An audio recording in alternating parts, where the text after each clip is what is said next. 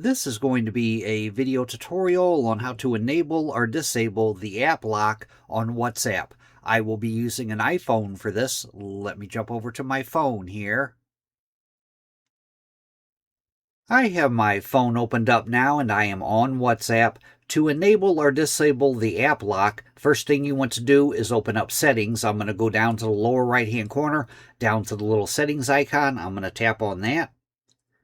Then I'm going to scroll down to where it says privacy. Tap on privacy.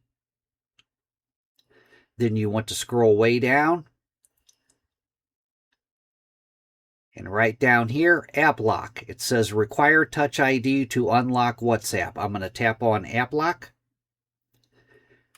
It says require Touch ID. There's a toggle right here to toggle on or off the app lock. Down below it, it says when enabled, you'll need to use Touch ID to unlock WhatsApp. You can still reply to messages from notifications and answer calls if WhatsApp is locked.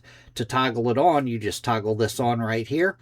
And then you choose, do you want it to lock immediately, after 1 minute, after 15 minutes, after 1 hour. You would choose one of those to toggle it on. And to turn off the app lock, you just toggle this off right here.